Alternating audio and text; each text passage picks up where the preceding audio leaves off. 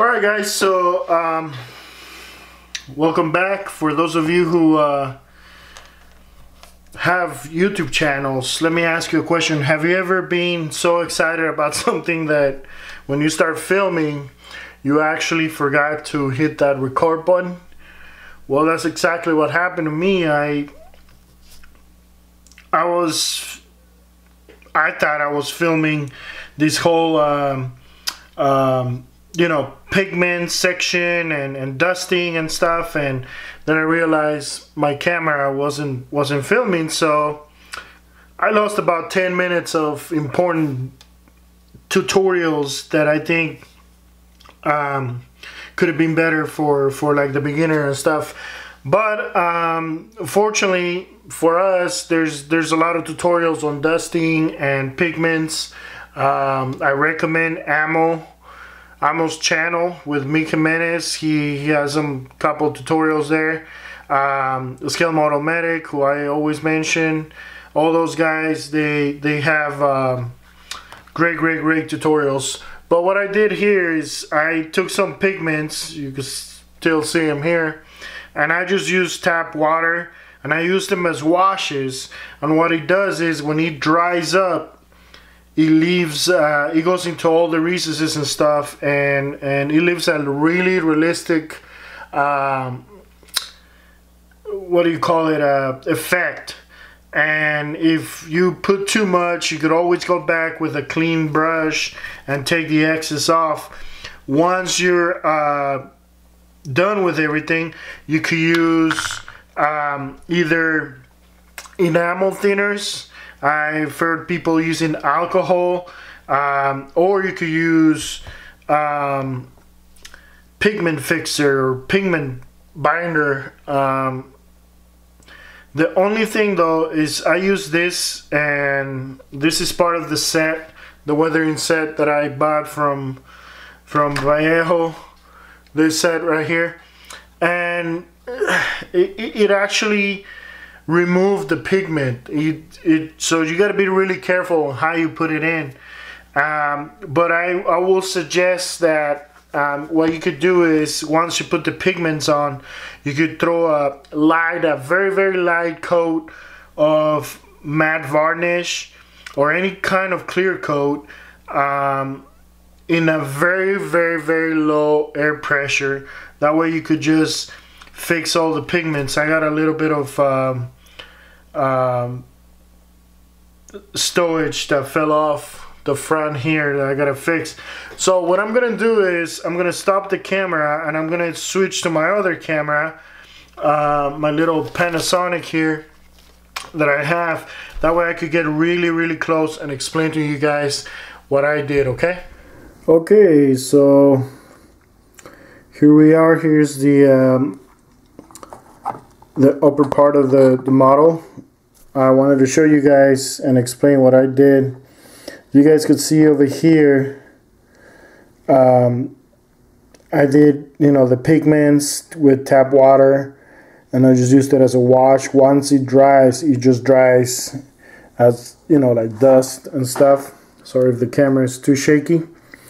Then on the front, I did some, you know, some grime and dirt, you know, on the front here. You guys could see got some mud and dust and in places where it will accumulate, you know, like there, and some streaking effects. I still have to clean up some of the stuff. Let me see if this works. Yeah, so I still have to clean up some of the stuff. I had to re-glued a couple of stowage items over here. I really like the, you know, that streaking effect, and I gotta do a few touch-ups here and there. Let me show you guys the you forgive my daughter, she's on the back and they're about to paint Easter eggs and stuff, so she's all excited. But as you guys can see here, I just dirty it up, and you know, you see the rifles on the rack, the guns, the pilot. It's kind of like shifting gears. You know, pretty much dirty and dirt is what I went for. Here's the other side. I'm back with the light. Like that. You know, very, very pleased. Let me see.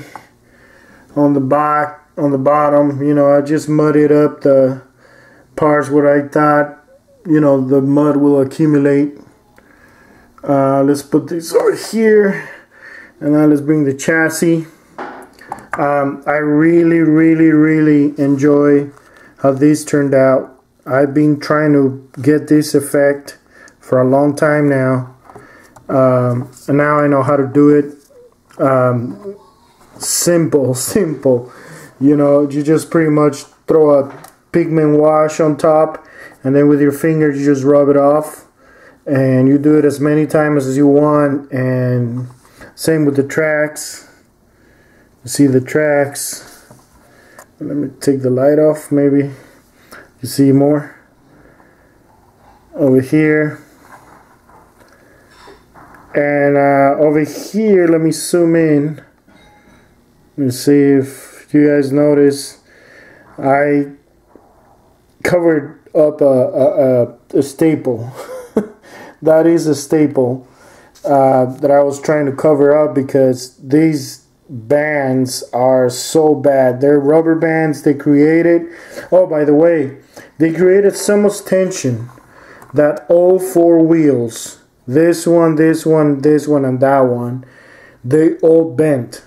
So what you see here is I had to take them off, break them apart, and pin them. They're all pinned. That was the only way I got to pretty much get them all to stay in position, because the bands created so much pressure and tension on them. But as you guys could see, it turned out okay. Once they're in the vehicle, you guys could see the whole effect. So that's what I'm gonna be showing you guys on my next video. It's gonna be the final reveal. And yeah, it's been an enjoyable build so far. All I gotta do now is protect everything with a coat of matte varnish. That way the pigments don't rub off. And yeah, hopefully I'll show you guys the final reveal soon. Okay, so thank you for watching, guys. I'll see you guys on my next video. Bye bye.